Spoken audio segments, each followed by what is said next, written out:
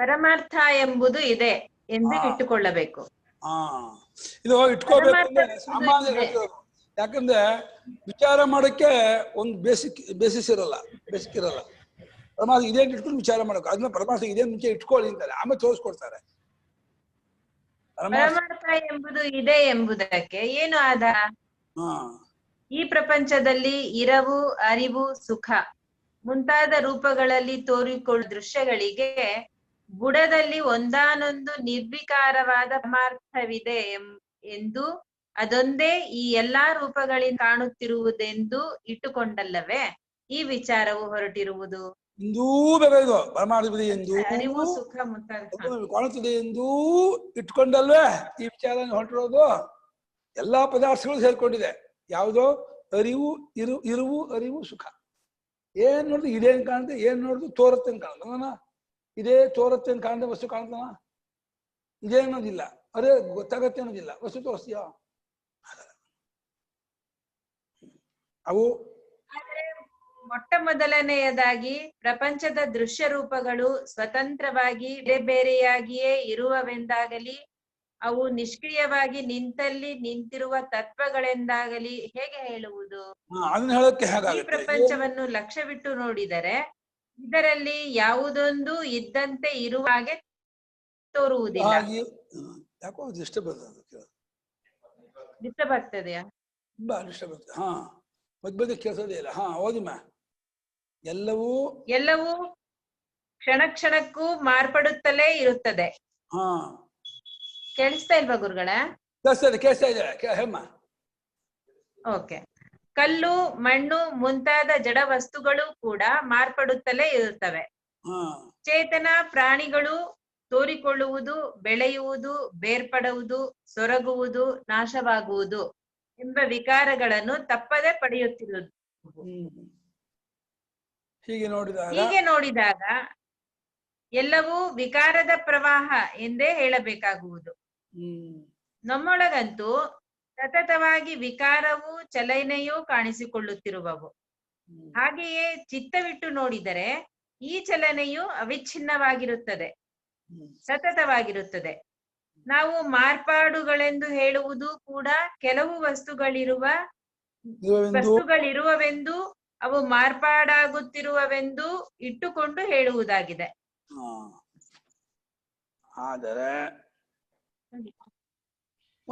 ಆದರೆ ವಿಕಾರ ಪ್ರವಾಹದಲ್ಲಿ ಅಡಕವಾಗುವ ವಸ್ತು ಎಲ್ಲಿದೆ? ಅಡಕವಾಗದ ವಸ್ತು ಎಲ್ಲಿದೆ? ವಿಕಾರ ಪ್ರವಾಹದಲ್ಲಿ ಅಡಕವಾಗದ ಪ್ರವಾಹ ಎಲ್ಲವೂ ವಿಕಾರವಾಗ್ತಾನೇ ಇದೆ. ಒಳಗೆ ಅರಿವೆಂದು ಹೊರಗೆ ಇರವೆಂದು ತೋರಿಕೊಳ್ಳುವುದೆಲ್ಲವೂ ವಿಕಾರ ಪ್ರವಾಹವೇ ಆಗಿರುತ್ತದೆ. ಸತತವಾಗಿ ಹರಿಯುತ್ತಿರುವ ನಿಧಿಯಲ್ಲಿ ಕೊರ್ಕೊರ್ ಬರ್ತಾ ಇದೆ ಗುರುಗಳ. ಕೇಳಿಸ್ತಾ ಇಲ್ಲ ಅನ್ಸ್ತಾ ಇದೆ. ನಮ್ಗೆ ಕೇಳಿಸ್ತಾ ಇದೆ. ಸತತವಾಗಿ ಹರಿಯುತ್ತಿರುವ ನದಿಯಲ್ಲಿ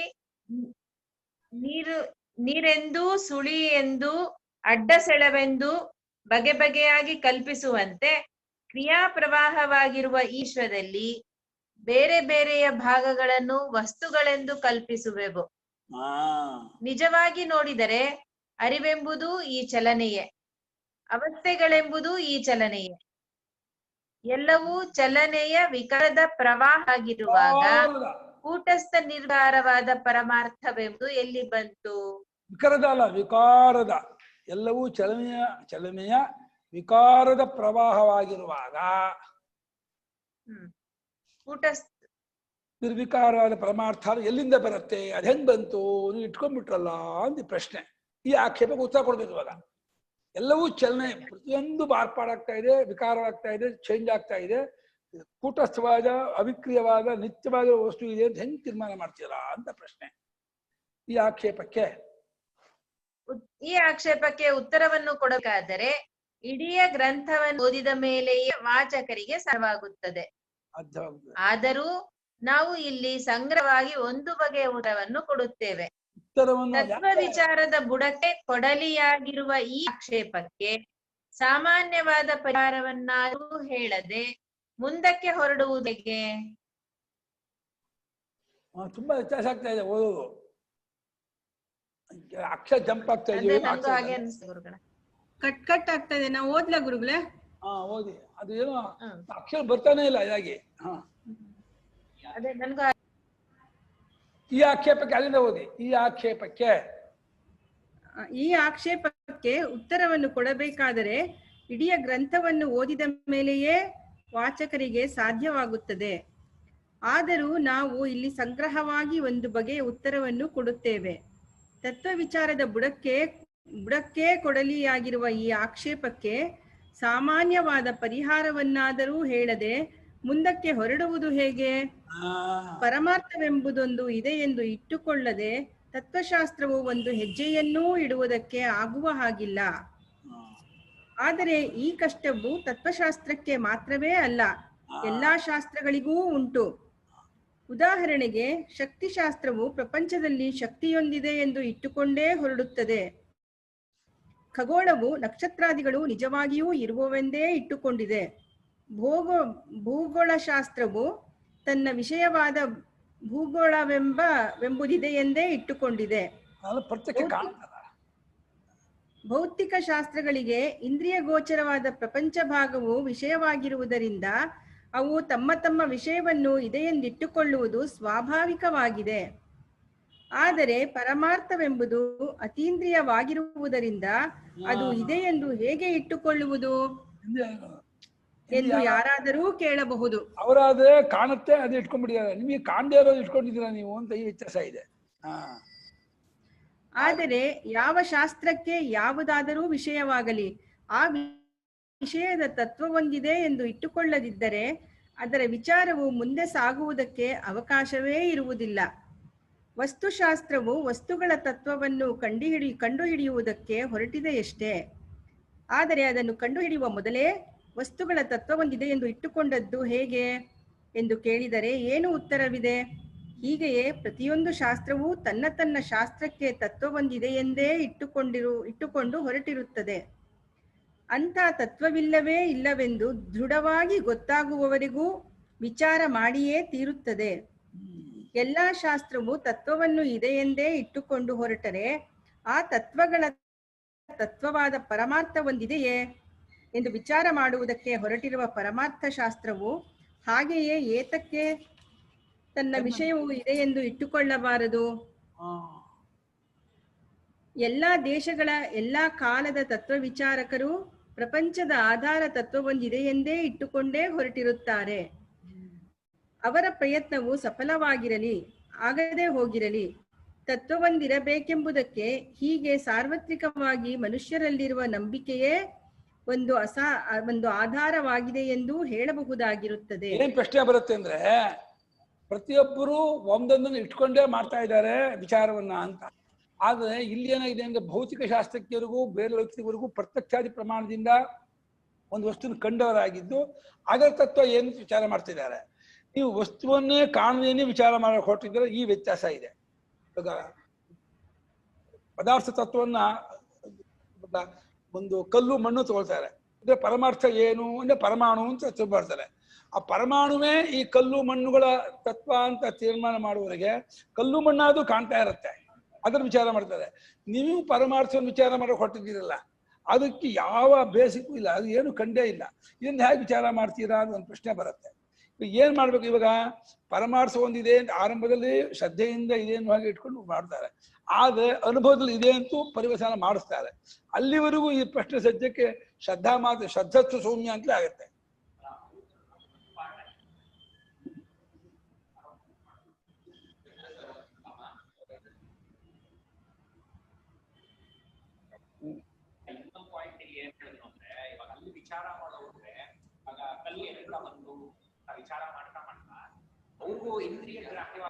ಬೇಡ, ಅದು ಕಲ್ಲು ಇಟ್ಕೊಂತಾನೆ, ಕಲ್ಲಿನ ಪ್ರಮಾಣ ತಗೊಳ್ಳೋದು.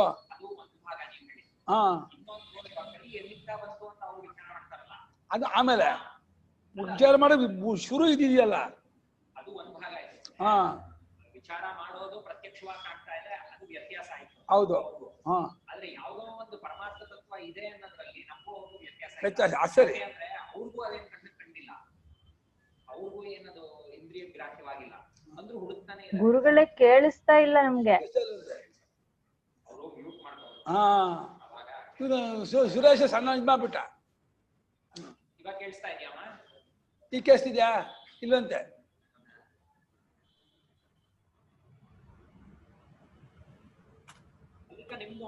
ದೂರ ಇಡು, ಅಲ್ಲಿ ಇಡ್ಬೇಡ. ಹೌದು, ಇದು ಏನೋ ಮಲ್ಲಿಕಮ್ಮ ನಿಮ್ ಮ್ಯೂಟ್ ಮಾಡ್ಕೋಬೇಕಂತೆ. ಹಾ ಸರಿ ಆಯ್ತು. ಅವ್ರದ್ದು ಬ್ಯಾಕ್ ಗ್ರೌಂಡ್ ನಾಯ್ಸ್ ತುಂಬಾ ಜೋರ. ಈ ಎರಡನೇ ಅಂಶದಲ್ಲಿ ಯಾವ ವಿಜ್ಞಾನವಾದ್ರೂ ಮೂಲ ಹುಡುಕೊಂಡು ಹೋಗ್ತಾರಲ್ಲ, ಅದು ಶ್ರದ್ಧೆಯಿಂದಾನೇ ಹೋಗ್ತಾರೆ. ಅದಕ್ಕೆ ಸದ್ಯಕ್ಕೆ ಅದೇ ತರ ನಮ್ಮಲ್ಲೂ ನಂಬಿಕೆ ಇಡಿ ಅಂತ ಎರಡು ಅಂಶ ತಗೊಂಡು. ಅದೇ ಒಂದು ವ್ಯತ್ಯಾಸ ಇದೆ. ಇವಾಗ ಖಗೋಳ ಶಾಸ್ತ್ರದ ಮಾಡುವವರಿಗೆ ನಕ್ಷತ್ರ ಕಾಣ್ತಾ ಇದೆ, ಅದ್ಮೇಲೆ ವಿಚಾರ ಮಾಡ್ತಾರೆ. ಅದು ಸರಿ, ಅದು ಎಲ್ಲಿಂದ ಬಂತು ಅನ್ನೋ ಅಂಶ ಗೊತ್ತಿಲ್ಲದೆ ಇರಬಹುದು. ಮುಂದಕ್ಕೆ. ಇದೂ ಅಲ್ಲದೆ ತತ್ವಶಾಸ್ತ್ರಜ್ಞರು ಇದುವರೆಗೆ ಏನನ್ನೂ ಕಂಡೇ ಹಿಡಿದಿಲ್ಲವೆಂದಾಗಲಿ, ಅವರೊಳಗೆ ಯಾವುದೊಂದಿಷ್ಟು ಸಮ್ಮತಿಯೂ ಆಗಿಯೇ ಇಲ್ಲವೆಂದಾಗಲಿ ಹೇಳುವ ಹಾಗೂ ಇಲ್ಲ. ತತ್ವ ವಿಚಾರದ ಇತಿಹಾಸವನ್ನು ನೋಡಿದರೆ ಈವರೆಗೆ ಎಷ್ಟೋ ವಿಷಯಗಳು ಬಹುಜನ ಸಮ್ಮತವಾಗಿ ಸಿದ್ಧವಾಗಿರುತ್ತವೆ ಎಂದು ಹೇಳಬಹುದು. ಇಷ್ಟೇಕೆ, ಈಗ ಪರಮಾರ್ಥವೊಂದಿಲ್ಲವೆಂದು ಹೇಳುವುದಕ್ಕೆ ಹೊರಟಿರುವ ಪೂರ್ವ ಪಕ್ಷಿಯೂ ಕೂಡ ಸಿದ್ಧಾಂತಿಗೆ ತನ್ನ ಅಭಿಪ್ರಾಯವನ್ನು ಒಪ್ಪಿಸಬೇಕೆಂದೇ ಒಪ್ಪಿಸುವುದು ಸಾಧ್ಯವೆಂದೇ ಬಗೆದು ಹೊರಟಿರುತ್ತಾನೆ. ಅಲ್ಲವೇ? ಪೂರ್ವಪಕ್ಷಿ ಈ ಪರಮಾರ್ಥ ಒಂದು ಇಲ್ಲ ಅಂತ ಹೇಳಕ್ ಹೊರಟಂತಹ ನೀನು ಕೂಡ ಅದನ್ನ ಪ್ರೂವ್ ಮಾಡೋಕೆ ಏನೋ ಒಂದು ಇಟ್ಕೊಳ್ಳೇಬೇಕು. ನೀನು ಪರಮಾರ್ಥವಿಲ್ಲ ಅಂತ ನಾವು ಪರಮಾರ್ಥ ಇದೆ ಅಂತ ಇಟ್ಕೊಂಡು ವಿಚಾರ ಮಾಡ್ತಿದ್ದೀನಲ್ಲ, ಇದನ್ನು ಖಂಡನೆ ಮಾಡುವ ನೀನು ಅದೇನೋ ಒಂದು ಇಟ್ಕೊಂಡೆ ಖಂಡನೆ ಮಾಡ್ಬೇಕು. ನೀನು ಸುಮ್ಮನೆ ಖಂಡನೆ ಮಾಡಕ್ಕಾಗ, ನೀನು ಒಂದು ಏನೋ ಒಂದು ಇಟ್ಕೊಂಡೆ ನನ್ನ ಸಿದ್ಧಾಂತವನ್ನು ಖಂಡನೆ ಮಾಡ್ಬೇಕು ಅಂತ. ಆದ್ರಿಂದ ಏನೋ ಒಂದನ್ನು ಇಟ್ಕೋಬೇಕು ಅನ್ನೋದು ಎಲ್ಲರಿಗೂ ಸಮಾನವಾದ ವಿಚಾರ ಅಂತ ಇದ್ದಾರೆ ಸ್ವಾಮಿಗಳು. ಪೂರ್ವಪಕ್ಷಿಗೂ ಕೂಡ ಸಿದ್ಧಾಂತಿ ಅಭಿಪ್ರಾಯವನ್ನು ಒಪ್ಪಿಸಬೇಕೆಂದೇ ನಿಮ್ಮ ಅಭಿಪ್ರಾಯ ಸರಿಯಲ್ಲ ಅಂತ ಅಲ್ಲಿ ಇಟ್ಕೊಂಡೆ ತಾನು ವಿಚಾರ ಮಾಡಕ್ ಹೋಗ್ಬೇಕು. ಅದನ್ನ ಇಟ್ಕೊಂಡೆ ಅವ್ನು ವಿಚಾರ ಮಾಡಕ್ ಆಗೋದೇ ಇಲ್ಲ. ಅಲ್ಲ, ಹಾಗಾದರೆ ಪೂರ್ವಪಕ್ಷಿ ಸಿದ್ಧಾಂತಿಗಳಿಬ್ಬರಿಗೂ ಸಮ್ಮತವಾದ ವಿಚಾರ ಕ್ರಮವೊಂದಿದೆ ಎಂದು, ಈ ಕ್ರಮವು ಸುವ್ಯವಸ್ಥಿತವಾಗಿ ಇಬ್ಬರಿಗೂ ಸಮಾನವಾಗಿಯೂ ಇರುವುದರಿಂದ ಇದನ್ನು ತರ್ಕದಿಂದ ಸಾಧಿಸಿ ತೋರಿಸಬಹುದೆಂದು ಪೂರ್ವಪಕ್ಷಿಯೇ ಇಟ್ಟುಕೊಂಡಂತೆ ಆಗಲಿಲ್ಲವೇ? ಅಂತೂ ಈ ಇಡೀ ಜಗತ್ತಿಗೆ ಯಾವುದೋ ಒಂದು ಪರಮಾರ್ಥವಿರಬೇಕೆಂದು ಇಟ್ಟುಕೊಳ್ಳುವುದು ಅಂತ ದಾಷ್ಟ್ಯವೇನೂ ಸಿದ್ಧವಾಯಿತು. ಧಾರ್ಷ್ಟ್ಯ ಅಲ್ಲ ಅಂತ. ಮಹಾಪ್ರಾಣ, ಅಲ್ಪ ಪ್ರಾಣ ಇದೆಯಾ? ಮಹಾಪ್ರಾಣ ಮಾಡ್ಕೋಬೇಕು. ಧಾರ್ಷ್ಟ್ಯ ದಿಟ್ಟತನ, ಅಲ್ಪ ಪ್ರಾಣ ಇದೆ, ಮಹಾಪ್ರಾಣ ಮಾಡ್ಕೋಬೇಕು. ಯಾ ಇಲ್ಲ ಇಲ್ಲ ಇಲ್ಲ ಮಾಡ್ಕೊಡ್ರದು. ಅವಸ್ಥೆಗಳು ವಿಕಾರಾತ್ಮಕವಲ್ಲ, ನಿಜವಾದ ಅವಸ್ಥೆಯಲ್ಲಿಯೇ, ನಿಜವಾದ ಅರ್ಥದಲ್ಲಿಯೇ ಅವಸ್ಥೆಗಳು. ಅವಸ್ಥೆಗಳು ವಿಕಾರಾತ್ಮಕವಲ್ಲ, ನಿಜವಾದ ಅರ್ಥದಲ್ಲಿಯೇ ಅವಸ್ಥೆಗಳು.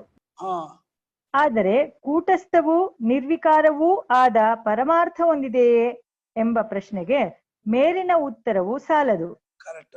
ಆದ್ದರಿಂದ ನಮಗೆ ಕಾಣುತ್ತಿರುವುದೆಲ್ಲವೂ ಚಲನಾತ್ಮಕವಾಗಿಯೇ ಇರುವುದರಿಂದ ಕೂಟಸ್ಥವಾದ ಯಾವ ವಿಕಾರವೂ ಇಲ್ಲದ ಇರುವ ತತ್ವವು ಯಾವುದಿದೆ ಎಂಬ ಆಕ್ಷೇಪವನ್ನು ಪರಿಶೀಲಿಸುವುದು ಅವಶ್ಯವು. ಪ್ರಪಂಚದಲ್ಲಿ ಯಾವುದೊಂದೂ ವಿಕಾರವಿಲ್ಲದೆ ಒಂದು ಕ್ಷಣವೂ ನಿಲ್ಲುವುದಿಲ್ಲವೆಂಬುದನ್ನು ಒಂದರ್ಥದಲ್ಲಿ ಎಲ್ಲರೂ ಒಪ್ಪಬೇಕು. ಆದ್ದರಿಂದ ವಸ್ತುಗಳು ಆಗ ಆ ಸ್ಥಿತಿಯಲ್ಲಿದ್ದವು, ಈಗ ಈ ಸ್ಥಿತಿಯಲ್ಲಿವೆ ಎಂದು ನಾವು ಮಾತನಾಡಿಕೊಳ್ಳುವುದು ಕಲ್ಪಿತವೂ ಸಾಪೇಕ್ಷವೂ ಆಗಿರುವ ವ್ಯವಹಾರವಲ್ಲದೆ ವಸ್ತುಗಳಿಗೆ ನಿಜವಾಗಿಯೂ ಬೇರೆ ಬೇರೆ ಅವಸ್ಥೆಗಳುಂಟೆಂಬುದು ನಿಜವಲ್ಲ. ಅಂದ್ರೆ ಏನ್ ಗುರುಗಳ ಅಲ್ಲಿ ಇದೆ ಅಂತ ನಾವು ವಸ್ತು ಅನ್ನೋದು ಕಂಡೇ ಇಲ್ಲ. ನಾವು ವಸ್ತುವಿನ ಗುಣವನ್ನು, ಕ್ರಿಯೆಯನ್ನು, ಆಕಾರವನ್ನು ನೋಡಿ ವಸ್ತು ಬದಲಾವಣೆ ಅಂತ ಇದೀವಿ ಹೊರತು ವಸ್ತುವನ್ನು ಪೂರ್ಣವಾಗಿ ಯಾವುದು ವಸ್ತು ಅನ್ನೋದು ನಮ್ಗೆ ಗೊತ್ತಾಗಿಲ್ಲ. ಹಾಗಾದ್ರಿಂದ ವಸ್ತುಗಳು ಆಗ ಆ ಸ್ಥಿತಿಯಲ್ಲಿ ಇದ್ದವು, ಈಗ ಈ ಸ್ಥಿತಿ ಎಂದು ನಾವು ಮಾತನಾಡಿಕೊಳ್ಳುವ ಅನ್ನೋದು ಕಲ್ಪಿತವೂ ಸಾಪೇಕ್ಷವಾಗಿದೆ. ನೀವು ಒಂದನ್ನು ಇಟ್ಕೊಂಡು ಒಂದನ್ನು ಬದಲಾವಣೆ ಆಗಿದೆ ಅನ್ಬೇಕೇ ಹೊರತು ಬದಲಾವಣೆಯನ್ನು ಬರೀ ಬದಲಾವಣೆಯಿಂದಲೇ ಬದಲಾವಣೆ ಹೇಳಕ್ಕಾಗಲ್ಲ. ಒಂದು ಯಾವುದೋ ಧ್ರುವ ಸ್ಥಾನಕ್ಕೆ ಇಟ್ಕೊಂಡು ಬದಲಾವಣೆ ಹೇಳಬೇಕು, ಸಾಪೇಕ್ಷವಾಗಿ ಹೇಳಬೇಕು. ನಿರಪೇಕ್ಷವಾಗಿ ಬದಲಾವಣೆಯನ್ನು ಹೇಳಕ್ಕಾಗಲ್ಲ, ಆಮೇಲೆ ಅದರ ವ್ಯತ್ಯಾಸವನ್ನು ಹೇಳಕ್ಕಾಗಲ್ಲ. ಹಾಗಾದ್ರಿಂದ ಅದು ಕಲ್ಪಿತವೂ ಸಾಪೇಕ್ಷವೂ ಆಗಿರುವ ವ್ಯವಹಾರವಿಲ್ಲದೆ ಅದನ್ನು ಇಟ್ಕೊಳ್ಳದೆ ವ್ಯವಹಾರವಲ್ಲದೆ ಕಲ್ಪಿತ ವ್ಯವಹಾರ ಆಗ್ಬೇಕು, ಇಲ್ಲ ಸಾಪೇಕ್ಷ ವ್ಯವಹಾರ ಆಗ್ಬೇಕು. ಅದಲ್ಲದೇನೆಯೇ ವಸ್ತುಗೆ ನಿಜವಾಗಿ ಬೇರೆ ಬೇರೆ ಅವಸ್ಥೆ ಉಂಟೆಂಬುದು ನಿಜವಲ್ಲ. ಯಾಕೆಂದ್ರೆ ಅನುಭವದಿಂದ ನೋಡಿದ್ರೆ ವಸ್ತು ಎಂಬುದು ನಮ್ಮ ಪ್ರಮಾಣಕ್ಕೆ ಸಿಕ್ಕಿಯೇ ಇಲ್ಲ, ಕಂಡೇ ಇಲ್ಲ. ನಾವು ಏನು ನೋಡ್ತಾ ಇದ್ದೀವಿ, ಅದು ನೋಡ್ತಾ ಇರೋದಾಗ್ಲಿ ವ್ಯವಹಾರ ಮಾಡ್ತಾ ಇರೋದಾಗ್ಲಿ ಅದು ಕಲ್ಪಿತ ರೂಪವೇ ಹೊರತು ನಿಜ ರೂಪ ನಮಗೆ ಕಂಡೇ ಇಲ್ಲ. ಅಣ್ಣ ಮಾತಾಡಿ, ಎರಡು ವಿಷಯ ಹೇಳಿ. ಇಲ್ಲ ನಂದು ಕೇಳುತ್ತಾ ಇಲ್ವೋ ಗೊತ್ತಿಲ್ಲ. ಅಲ್ಲೇ ಕೇಳಿಸ್ತಾ ಇದೆ ಗುರುಗಳೇ. ಈಗ ಅಲ್ಲಿ ಪೂರ್ವಾವಸ್ಥಾ ಉತ್ತರಾವಸ್ಥಾ ಅನ್ನೋದು ಬದಲಾವಣೆಯಲ್ಲಿ ಇರೋದು. ಅದ್ರಲ್ಲಿ ಪೂರ್ವಾವಸ್ಥೆ ಉತ್ತರಾವಸ್ಥೆಗಳು ಎರಡೂ ಸಾಪೇಕ್ಷವೇ, ಮುಂದಿನ ಅವಸ್ಥೆ ಇರೋದ್ರಿಂದ. ಆದ್ರಿಂದ ಅದು ಸಾಪೇಕ್ಷ ವ್ಯವಹಾರ ಅಂತ ಒಂದು. ಈ ರೂಪವೂ ಕಲ್ಪಿತ, ಆ ರೂಪವೂ ಕಲ್ಪಿತ, ವಸ್ತು ಸ್ವರೂಪ ಎರಡಕ್ಕೂ ಸಮಾನ ಇದ್ರು ಈಗ ತೋರ್ತಾ ಇರೋದು ಆಮೇಲೆ ತೋರ್ತಾ ಇರೋದು ಎರಡೂ ಕಲ್ಪಿತ ರೂಪವಾದ್ರಿಂದ ಕಲ್ಪಿತ ರೂಪವನ್ನು ಇಟ್ಕೊಳ್ಳದೆ ಸಾಪೇಕ್ಷವನ್ನು ಇಟ್ಕೊಳ್ಳದೆ ಈ ಬದಲಾವಣೆ ಅನ್ನೋದನ್ನ ನಾವು ಗುರುತಿಸೋಕ್ಕಾಗಲ್ಲ. ಆದ್ರಿಂದ ಅವಸ್ಥೆ ಹೊರಗಡೆ ಇರುವ ಏನು ವ್ಯವಹಾರ ಇದೆ ಎಲ್ಲ ಬದಲಾವಣೆಗಳು ಕಲ್ಪಿತ ಮತ್ತು ಸಾಪೇಕ್ಷ ಅನ್ನೋದು ಅನುಭವ ಸಿದ್ಧ. ಮನುಷ್ಯನು ಬದಲಾವಣೆಯನ್ನ ಗುರುತಿಸ್ತೀನಿ ಅಂತ ಹೇಳ್ತಾನಲ್ಲ, ಅದು ನಿಜವಾದ ಬದಲಾವಣೆ ಕಲ್ಪಿತ ರೂಪಕ್ಕೆ ಹೊರತು ಪರಮಾರ್ಥ ವಸ್ತುವಿಗೆ ಬದಲಾವಣೆ ಇಲ್ಲ. ಕಲ್ಪಿತ ರೂಪ ಯಾವಾಗ್ಲೂ ಇಲ್ಲೋದೇ ಇಲ್ಲ. ಅದನ್ನ ನಾವು ಇಟ್ಕೊಂಡಿದ್ದೀವಿ ವ್ಯವಹಾರದಲ್ಲಿ. ಹೀಗೆ ಬದಲಾವಣೆ ಆಗತ್ತೆ, ಇದು ದೊಡ್ಡದು, ಇದು ಸಣ್ಣದು, ಇವತ್ ಹೀಗಿದೆ, ಅವತ್ ಹಾಗಾಯ್ತು. ಹೀಗೆ ಎಲ್ಲಾ ಬದಲಾವಣೆಯನ್ನು ಕಲ್ಪಿತ ರೂಪವನ್ನು ಸಾಪೇಕ್ಷತೆಯನ್ನು ಇಟ್ಕೊಂಡೇ ನಾವು ವ್ಯವಹಾರ ಮಾಡ್ತಾ ಇದ್ದೀವಿ. ನಿಜವಾಗಿ ವಸ್ತುವಿನ ಸ್ಥಿತಿ ಹಾಗಿಲ್ಲ ಅಂತ ಹೇಳಿ ಗುರುಗಳು ವಸ್ತು ಸ್ವರೂಪ ಮತ್ತು ಕಲ್ಪಿತ ರೂಪಗಳನ್ನ ವಿವೇಕ ಮಾಡ್ಕೊಳ್ಳೋಕ್ಕೋಸ್ಕರ ಬರೆದಿರೋ ವಾಕ್ಯ. ಇಲ್ಲಿ ಅವಸ್ಥೆಯ ಸ್ವರೂಪ ಒಂದು, ಅವಸ್ಥೆಯನ್ನು ನೋಡುವ ಸಾಕ್ಷಿ ಅನುಭವ ಸ್ವರೂಪ ಎರಡು, ಅವಸ್ಥೆ ಒಳಗಿರುವ ಪ್ರಪಂಚದ ದೇಶ ಕಾಲ ವಸ್ತು ಜನ ಈ ಮೂರನೇದಿದೆಯಲ್ಲ ಅದು ನಮ್ಮ ವ್ಯವಹಾರಕ್ಕೆ ಬರ್ತಾ ಇರೋದು. ಅವಸ್ಥೆನೂ ಬರೋಲ್ಲ, ಅವಸ್ಥೆ ನೋಡೋ ಸಾಕ್ಷಿನೂ ವ್ಯವಹಾರಕ್ಕೆ ಬರೋಲ್ಲ. ಅದು ಕಾಲ ದೇಶಗಳ ಒಳಗಡೆ ಇರುವ ವಸ್ತುಗಳಿಗೆ ಈ ಬದಲಾವಣೆ, ಈ ಸಾಪೇಕ್ಷತೆ, ಕಲ್ಪಿತ ರೂಪ. ನಾವು ಅದನ್ನ ಮರೆತು ಬಿಡ್ತೀವಿ. ಎಲ್ಲಕ್ಕೂ ಒಂದೇ ನಿಯಮ ಮಾಡ್ಕೊಂಡ್ಬಿಡ್ತೀವಿ. ಅವಸ್ಥೆ ಒಳಗಿರೋ ವಸ್ತುವಿನ ನಿಯಮ ಅವಸ್ಥೆಗೆ ಬರೋಲ್ಲ. ಯಾಕಂದ್ರೆ ಅವಸ್ಥೆ ಕಾಲದಲ್ಲಿ ಇಲ್ಲದೆ ಇರೋದ್ರಿಂದ ಕಾಲದಲ್ಲಿ ಬದಲಾವಣೆ ಆಗ್ಬೇಕಾನೆ. ಕಾಲ ಇಲ್ಲದೆ ಬದಲಾವಣೆ ಹೇಗೆ ಗುರುತಿಸೋದು? ಕಾಲವೇ ಮಾಪಕ ಬದಲಾವಣೆಗೆ. ಸಾಪೇಕ್ಷತೆಗೂ ಕಾಲ, ಆಗ ಈಗ, ಆಗಾಗಿತ್ತು, ಹೀಗಿತ್ತು. ಎಲ್ಲ ದೇಶ ಕಾಲದೊಳಗಿರುವ ವಸ್ತುವಿನ ನಿಯಮವನ್ನ ದೇಶಕಾಲವನ್ನು ತನ್ನ ಹೊಟ್ಟೆಳಿ ಇಟ್ಕೊಂಡಿರುವಂತ ಅವಸ್ಥೆಗೂ ಅಂಟಿಸೋಕ್ ಹೋದ್ರೆ ನಿಯಮ ತಪ್ಪೋ. ಅದು ಚೆನ್ನಾಗಿ ನಾವು ಮನಸ್ಸು ಮಾಡ್ಕೋಬೇಕು. ಅವಸ್ಥೆಗೆ ಇಲ್ಲ ಅಂತಂದ್ಮೇಲೆ ಇನ್ನು ಅವಸ್ಥೆ ನೋಡೋ ಸಾಕ್ಷಿಗೆ ಅಂತ ಬರುತ್ತೆ. ಆದ್ರಿಂದ ನಾವು ಏನು ಅಲ್ಲ, ಇಲ್ಲಿ ಒಂದು ವಾಕ್ಯ ಏನು ಅಂದ್ರೆ, ವಸ್ತುಗಳಿಗೆ ನಿಜವಾಗಿಯೂ ಬೇರೆ ಬೇರೆ ಅವಸ್ಥೆಗಳು ಉಂಟೆಂಬುದು ನಿಜವಲ್ಲ ಅಂದ್ರೆ, ವಸ್ತುಗಳಿಗೆ ಅವಸ್ಥೆಗಳು ಉಂಟೆಂಬುದು ನಿಜ ಅಲ್ಲ. ವಸ್ತು ಯಾವುದು ಅಂತಲೇ, ವಸ್ತುಗಳಿಗೆ ನಿಜವಾಗಿ ಬೇರೆ ಬೇರೆ ಅವಸ್ಥೆಗಳು ಉಂಟು ನಿಜವಲ್ಲ ಅಂದ್ರೆ ಸ್ವರೂಪ ಅಂತ ಅಷ್ಟೇ. ಸ್ವರೂಪಕ್ಕೆ ಬದಲಾವಣೆ ಆದ್ರೆ ಸ್ವರೂಪ ಎಲ್ಲಿರುತ್ತೆ? ಅದು ಬೇರೆ ಬೇರೆ ಅವಸ್ಥೆಗಳು ಉಂಟಾಗ್ತಾ ಇರೋದು ಯಾವುದೋ ಅದು ವಸ್ತು ಅಲ್ಲ. ಬೇರೆ ಬೇರೆ ಅವಸ್ಥೆಗಳು ವಿಕಾರ ಉಂಟಾಗ ವಸ್ತು ಅಲ್ಲ. ಅದು ಯಾವ್ದು ವಸ್ತು? ಅದು ಬೇರೆ ಬೇರೆ. ಹಾಲು ಮೊಸರು ಅಂತ ಇಟ್ಕೊಳ್ಳೋಣ.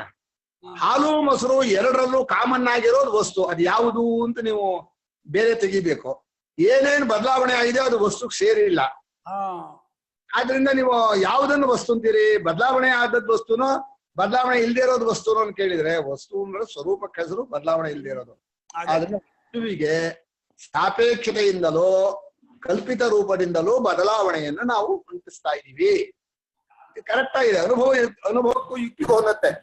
ಎಲ್ಲ ನಮ್ಮ ದೇಹದ ಬದಲಾವಣೆನೂ ಹಾಗೆ.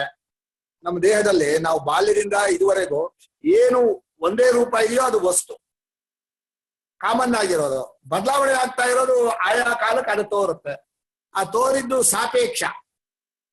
ಆಗಿತ್ತು, ಹೀಗಿತ್ತು, ಆಗ ಆಗಿದ್ದದ್ದು ಸುಳ್ಳು, ಈಗ ಹೀಗಿರೋದು ಸುಳ್ಳು.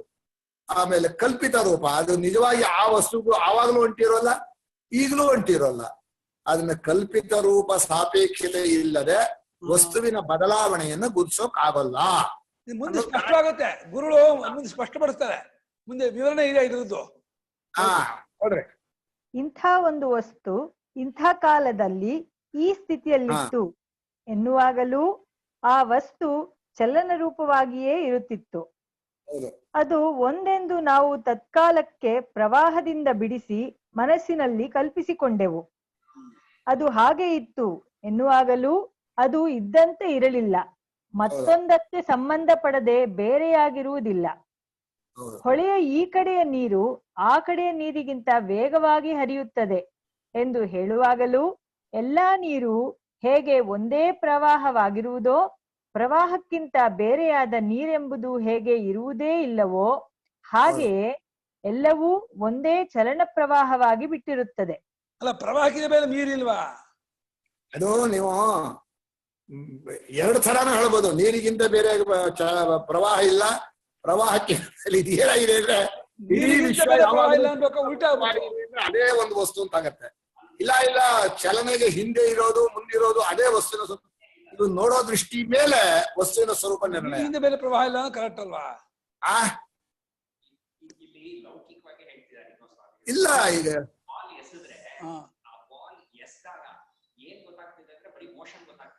ಸರಿ, ಮೋಷನ್ ಬೇರೆ ಬಾಲಿಲ್ವಾ?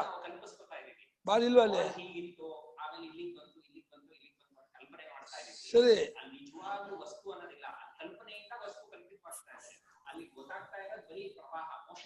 ಅಲ್ಲ ಉಲ್ಟ ಹೇಳ್ತಾ ಇದ್ರಲ್ಲ, ಗೊತ್ತಾಗ್ತಾ ಇರೋದು ಬಾಲು, ಪ್ರವಾಹ ಕಲ್ಪಿತ ಅಲ್ಲ. ಅಲ್ಲ, ಅವ್ರು ಹೇಳೋದು ಚಲನೆಯೇ ವಸ್ತು, ಇದು ಪ್ರಪಂಚದ ಸ್ವರೂಪ.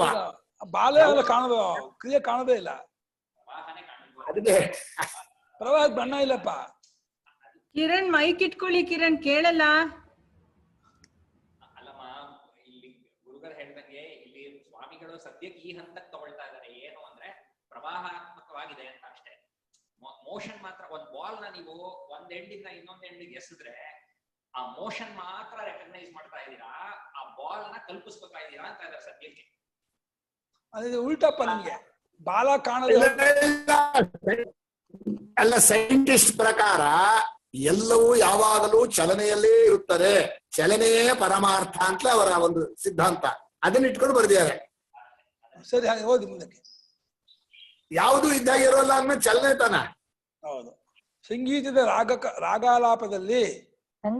ರಾಗಾಲಾಪದಲ್ಲಿ ಬೇರೆ ಬೇರೆಯ ಸ್ವರಗಳೆಂಬ ಭಾಗಗಳನ್ನು ಕಲ್ಪಿಸುವಂತೆ ಇಡೀ ವಿಶ್ವದಲ್ಲಿ ಭಾಗಗಳನ್ನು ನಮ್ಮ ಬುದ್ಧಿಯು ಕಲ್ಪಿಸಬಹುದಾದರೂ ಅದರಲ್ಲಿ ಆ ಭಾಗಗಳು ನಿಜವಾಗಿಯೂ ಇರುವವೆನ್ನುವುದಕ್ಕೆ ಪ್ರಮಾಣವಿಲ್ಲ ಎಂದು ವಾದಿಸುವವರಿಗೆ ನಾವು ಬದಲು ಹೇಳುವುದಕ್ಕೆ ಆಗುವ ಹಾಗಿರುವುದಿಲ್ಲ. ಟಿಪ್ಪಣಿ ಓದಿ. ನಮ್ಮ ದೇಶದಲ್ಲಿ ಕ್ಷಣಿಕ ವಿಜ್ಞಾನವಾದಿಗಳೂ ಪಾಶ್ಚಾತ್ಯರಲ್ಲಿ ಬರ್ಗ್ಸನ್ ಮುಂತಾದವರು ಸರ್ವವು ವಿಕ್ರಿಯಾರೂಪವೇ ಎಂಬ ವಾದವನ್ನು ಎತ್ತಿ ಹಿಡಿದಿದ್ದಾರೆ. ಈ ಗ್ರಂಥದ 2ನೇ ಭಾಗದಲ್ಲಿ ಮತ್ತು ಕಿರಣ 11 ಝಳಕ 123 ನೋಡಿ. ಸರಿ, ಹೀಗಿದ್ದರೂ ಈಗ ನಾವು ವಿಚಾರಕ್ಕೆ ತೆಗೆದುಕೊಂಡಿರುವ ಎಚ್ಚರ, ಕನಸು, ತನಿನಿದ್ರೆ ಎಂಬ ಅವಸ್ಥೆಗಳು ಹೀಗೆ ಪ್ರವಾಹ ರೂಪವಾಗಿರುತ್ತವೆ ಎನ್ನುವುದಕ್ಕಾಗುವುದಿಲ್ಲ. ಎಚ್ಚರವಾಗಿದ್ದವನು ನಿದ್ರೆಯನ್ನು ಪಡೆಯುವಾಗ ಎಚ್ಚರವೇ ನಿದ್ರೆಯಾಯಿತೆಂದು ಹೇಳುವುದಕ್ಕೆ ಆದೀತೆ? ಎಚ್ಚರದಲ್ಲಿ ಎರಡನೆಯದೊಂದು ಕಾಣಿಸುತ್ತದೆ, ನಿದ್ರೆಯಲ್ಲಿ ಏನೇನೂ ಕಾಣಿಸುವುದಿಲ್ಲ. ಇಂಥ ಅತ್ಯಂತ ವಿರುದ್ಧ ಸ್ವಭಾವದ ಅವಸ್ಥೆಗಳು ಒಂದಕ್ಕೊಂದು ಸೇರಿಕೊಂಡಿವೆ ಎಂದಾಗಲಿ, ನದಿಯ ನೀರಿನಂತೆ ಒಂದು ಅವಸ್ಥೆಯು ಮುಂದುವರಿದು ಮತ್ತೊಂದಾಯಿತೆಂದಾಗಲಿ ಹೇಳುವುದಕ್ಕೆ ಯಾರಿಂದಲೂ ಆಗಲಾರದು. ಎಚ್ಚರದಲ್ಲಿ ಕಾಲವಿದೆ, ಕಾಲವೇ ಇಲ್ವಲ್ಲ, ಸಮಾನ ಕಾಲ ಇಲ್ಲ. ಎಚ್ಚರಕ್ಕೂ ನಿದ್ದೆಗೂ ಕಾಲ ಇಲ್ಲದೆ ಇರೋದ್ರಿಂದ ಬದಲಾವಣೆ ಆಗೋದಕ್ಕೆ ಕಾಲ ಬೇಕಲ್ಲ. ಕಾಲ ದೇಶ ಎರಡು ಇಲ್ಲದೆ ಬದಲಾವಣೆ ಗುರುಸೋಕಾಗಲ್ಲ. ಎಚ್ಚರಕ್ಕೂ ಕಾಲ ಇಲ್ಲ, ನಿದ್ದೆಗೂ ಕಾಲ ಇಲ್ಲ. ಆದ್ರೆ ಎಚ್ಚರ ನಿಧಾನ, ಎಚ್ಚರ ಅನ್ನೋದು ರೀತಿ ಕ್ರಿಯೆಯೇ ಅಲ್ಲ, ಅದು ಪ್ರವಾಹ ರೂಪವೇ ಅಲ್ಲ, ಸುಮ್ಮನೆ ತೋರಿಕೆ ಅಷ್ಟೇ. ಎಚ್ಚರದೊಳಗೆ ಕ್ರಿಯೆ ಹೊರತು ಎಚ್ಚರ ಕ್ರಿಯೆ ಇಲ್ಲ. ಎಚ್ಚರೊಳಗೆ ಕ್ರಿಯೆ, ಆ ಕ್ರಿಯೆಯನ್ನು ಅಳತೆ ಮಾಡೋ ಒಳಗಿರೋ ಒಂದು ಕಾಲದ ಕಲ್ಪನೆ, ಆ ಕ್ರಿಯಾ ಕಲ್ಪನೆ ವಸ್ತು ದೇಶ ಕಲ್ಪನೆ. ಅದು ಮುಂದಕ್ಕೆ ಹೋದಷ್ಟು ನಮ್ ಬುದ್ಧಿ ಕಷ್ಟ. ಅದು ಅವಸ್ಥೆಯ ಒಳಗಿನ ಒಂದೊಂದು ವಿಚಾರವೋ ನಮ್ಮ ಬುದ್ಧಿಗೆ ನಿಲ್ಕೋಲ್ಲ. ನಾವು ಸರಿ ಇದೆ ಮಾಡ್ಕೊಳ್ತೀವಿ. ಅಡ್ಜಸ್ಟ್ಮೆಂಟ್ ನಮ್ದು ಅಡ್ಜಸ್ಟ್ಮೆಂಟ್ ಅಲ್ಲ, ಹೇಗಿದೆಯೋ ಹಾಗೇ ಹೋಗ್ತಾ ಹೋಗ್ಬೇಕು. ಅದು ಇಡೀ ಎಚ್ಚರಕ್ಕಂತೂ ಒಂದು ಕಾಲ ಇಲ್ಲ. ಅದು ಎಷ್ಟು ದಿವಸ ಇದು ಎಚ್ಚರ ಆಗಲ್ಲ, ಬರೋಲ್ಲ. ಎಚ್ಚರದೊಳಗೆ ದಿವಸಗಳು ಬರುತ್ತೆ. ಇಷ್ಟು ದಿವಸಗಳ ಎಚ್ಚರ ಅಂತ ಹೇಳಿ ಎಚ್ಚರವನ್ನ ಕಾಲದಿಂದ ಅಳೆಯೋಕ್ ಬರೋಲ್ಲ. ಅದು ಕ್ರಿಯೆಯೂ ಅಲ್ಲ, ಎಚ್ಚರೊಳಗಿನ ವಸ್ತುವಿನ ಸ್ವಭಾವದಂತೂ ಇಲ್ಲ. ಅದು ಬದಲಾವಣೆ ಆಗಿದೆ. ನಿದ್ದೆ ಆಗತ್ತೆ ಅಂದ್ರೆ ಏನರ್ಥ? ಅದು ನಿದ್ದೆನೂ ಆಗಲ್ಲ. ತೋರೋದು, ಅಳಗೋದು, ಹೇಳ್ಬೋದಷ್ಟೆ ತತ್ಕಾಲಕ್ಕೆ. ಎಚ್ಚರದಲ್ಲಿ ಕಾಲವಿದೆ, ಕಷ್ಟ ಇರ್ತದೆ. ನಿದ್ರೆಯಲ್ಲಿ ಅದು ಇಲ್ಲವೇ ಇಲ್ಲ. ಹೀಗಿರುವಾಗ ಎಚ್ಚರವು ಮುಂದಕ್ಕೆ ಹರಿದು ಕೊನೆಯಲ್ಲಿ ನಿದ್ರೆಯಾಗಿ ಪರಿಣಮಿಸುವುದೆಂದಾಗಲಿ, ನಿದ್ರೆಯು ಯಾವುದಾದರೊಂದು ಕ್ಷಣದಲ್ಲಿ ಎಚ್ಚರವಾಯಿತೆಂದಾಗಲಿ ಕಲ್ಪಿಸುವುದಕ್ಕೆ ಆಗುವುದೇ ಇಲ್ಲ. ನಿದ್ರೆಯಾದ ಹೊರತು ಕನಸಾಗುವುದಿಲ್ಲ.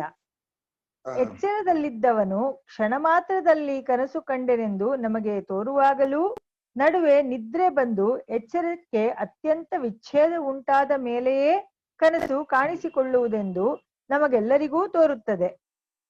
ಇದೂ ಅಲ್ಲದೆ ಕನಸು ಆಗಿ ಎಚ್ಚರವಾಗುವಾಗ ನಡುವೆ ಒಂದಿಷ್ಟು ಸಂದನ್ನು ಕೂಡ ಬಿಡದೆ ಒಂದು ಅವಸ್ಥೆಯು ಹೋದ ಮೇಲೆ ಇನ್ನೊಂದು ಬಂದೇ ಬಿಡುತ್ತದೆ. ಆದ್ದರಿಂದ ಎಚ್ಚರ, ಕನಸು, ನಿದ್ರೆ ಎಂಬ ಮೂರೂ ನಿಜವಾದ ಅವಸ್ಥೆಗಳೆಂದು ಒಪ್ಪಬೇಕು.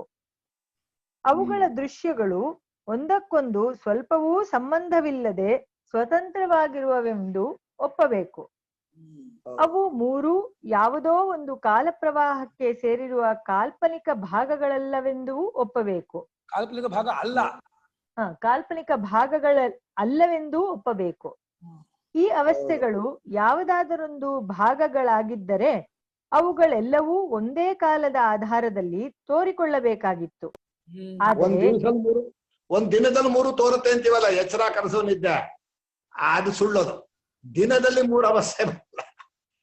ಎಚ್ಚರದ ದಿನದಲ್ಲಿ ಈ ಮೂರು ಅವಸ್ಥೆ ನಾವು ಕಲ್ಪಿಸ್ತಿದಾರ. ಅದಕ್ಕೆ ಕಾಲ್ಪನಿಕಗಳ ಭಾಗ ಅಲ್ಲ ಅಂತ ಯಾಕೆ ಹೇಳಿದ್ರು ಅಂದ್ರೆ, ಮೂರನ್ನು ಒಂದು ಕಾಲದೊಳಗೆ ಇಟ್ಕೊಂಡು ನೋಡೋಕ್ ಬರೋಲ್ಲ. ಆದ್ರಿಂದ ಒಂದು ದಿನದಲ್ಲಿ ಮೂರೂ ಬರುತ್ತೆ ಅನ್ನೋ ಸುಳ್ಳು. ಎಚ್ಚರ, ಕನಸು, ನಿದ್ದೆ ಮೂರೂ ಕೂಡ ಬೆಳಿಗ್ಗೆಯಿಂದ ರಾತ್ರಿವರೆಗೆ ಎಚ್ಚರ, ರಾತ್ರಿ ನಿದ್ದೆ, ಇದೆಲ್ಲ ನಮ್ಮ ವ್ಯವಹಾರದ ಕಲ್ಪನೆಯ ಹೊರತು ಅನುಭವ ಅಲ್ಲ. ಅದು ಅನುಭವದಿಂದ ನೋಡಿದಾಗ ಅವಸ್ಥೆಗಳಿಗೆ ಕಾಲವನ್ನು ಜೋಡಿಸೋಕ್ಕೂ ಬರೋಲ್ಲ. ಹಾಗೆ ಕಲ್ಪಿತವಾದಂತಹ ಕಾಲದ ಭಾಗಗಳಿದೆಯಲ್ಲ, ಆ ಭಾಗಗಳನ್ನು ಇಟ್ಕೊಂಡು ಇದು ಎಚ್ಚರವೂ ಒಂದು ಕಾಲದ ಭಾಗ, ನಿದ್ದೆಯೂ ಒಂದು ಕಾಲದ ಭಾಗ ಅಂತ ಹಾಗಲ್ಲ. ಘಟನೆಯೂ ಅಲ್ಲ, ಅದು ಕ್ರಿಯೆಯೂ ಅಲ್ಲ, ಅದೊಂದು ಇದು ಅಲ್ಲ, ಸುಮ್ಮನೆ ತೋರೋದಷ್ಟೇ. ಅದಕ್ಕೆ ಯಾಕೆ ಹಾಕಿ ತೋರುತ್ತೆ ಅನ್ನೋ ತರ್ಕವೂ ಬರೋಲ್ಲ. ತರ್ಕವು ಸೋಲು ಹೋಗೋದೇ ಅವಸ್ಥಾತ್ರೆಯ ಪ್ರಕ್ರಿಯೆಯಲ್ಲಿ. ಅದಕ್ಕೆ ಭಾಷ್ಯಕಾರರು ಮಹತಾ ತರ್ಕೇಣ ಅಂತ ಮಹಾತರ್ಕ ಅಂತ ಬರೆದಿದ್ದಾರೆ. ಬುದ್ಧಿಗೆ ನಿಲ್ಕೋದೇ ಇಲ್ಲ ಅದು ಹೋದ್ರೆ. ಆದರೆ ನಿಜ ಸ್ಥಿತಿಯು ಹೀಗಿಲ್ಲ. ಜನರಲ್ ಮಿಸ್ಕನ್ಸೆಪ್ಷನ್ ಏನಂದ್ರೆ ಕಾಲದಲ್ಲಿ ಅವಸ್ಥೆ ತೋರುತ್ತೆ ಅಂತ. ಲೌಕಿಕವಾಗಿ ನಾವು ಕಾಲನ ಪ್ರೀ ಎಕ್ಸಿಸ್ಟಿಂಗ್ ಆಗಿ ಸೂಪರ್ ಇಂಪೋಸ್ ಮಾಡ್ಕೋತೀವಿ ಮೈಂಡ್ ಮೇಲೆ. ಸೊ ಕಾಲ ಮೊದಲಾಗಿರೋದ್ರಿಂದ ಒಂದಾದ್ಮೇಲೆ ಅವಸ್ಥೆಯಲ್ಲಿ ಕಾಲ ತೋರುತ್ತೆ. ಸೊ ಆ ಕನ್ಫ್ಯೂಷನ್ ಇರೋದ್ರಿಂದ ಉಲ್ಟಾ ನಾವು ಪರ್ಸೀವ್ ಮಾಡ್ತೀವಿ. ಉಲ್ಟಾ ಇರೋದ್ರಿಂದ ಈ ಮೋಷನ್ ಥಿಯರಿ, ಕಂಟಿನ್ಯೂಟಿ ಎಲ್ಲ ಈ ರೀತಿ ಬರುತ್ತೆ. ಅದನ್ನ ನಾವು ಅನುಭವದಲ್ಲಿ ಅವಸ್ಥೆನಲ್ಲಿ ಕಾಲ ತೋರೋದು ಅಂತ ಇಟ್ಕೊಂಡಾಗ ಎಲ್ಲ ಕರೆಕ್ಟ್ ಆಗುತ್ತೆ. ಹೌದು,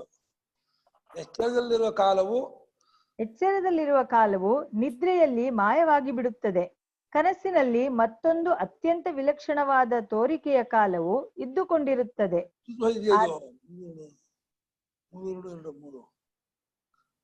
ಮಾಯಾ ಮಾತ್ರ ಕಾರ್ಥೇನ ಅನಭಿವ್ಯಕ್ತ ಸ್ವರೂಪತ್ವಾತ್ ಅದು. ಆಮೇಲೆ ಆದ್ದರಿಂದ ಯಾವುದೊಂದು ಸಮಾನ ಕಾಲವೂ ಇಲ್ಲದ ಅವುಗಳನ್ನು ಒಂದೇ ಪ್ರವಾಹವೆಂದು ಎಣಿಸುವುದು ಅನುಭವ ವಿರುದ್ಧವಾಗಿರುತ್ತದೆ. ಅಂತೂ ನಿಜವಾದ ಅವಸ್ಥೆಗಳು ಉಂಟು. ಆದ್ದರಿಂದ ವಿಕಾರವಿಲ್ಲದ ಪರಮಾರ್ಥವು ಇರಬಹುದೆಂಬ ಅಂಗೀಕಾರಕ್ಕೆ ಯಾವ ವಿರೋಧವೂ ಆಗಲಿಲ್ಲ. ಸರ್ವವೂ ವಿಕಾರವೇ, ಅವಸ್ಥೆಗಳೆಂಬವೇ ಇಲ್ಲ ಎಂಬುದು ಅನುಭವ ವಿರುದ್ಧವಾಗಿರುತ್ತದೆ. ಟೈಮ್ ಆಯ್ತು, ಆಯ್ತು, 12 ಆಯ್ತು.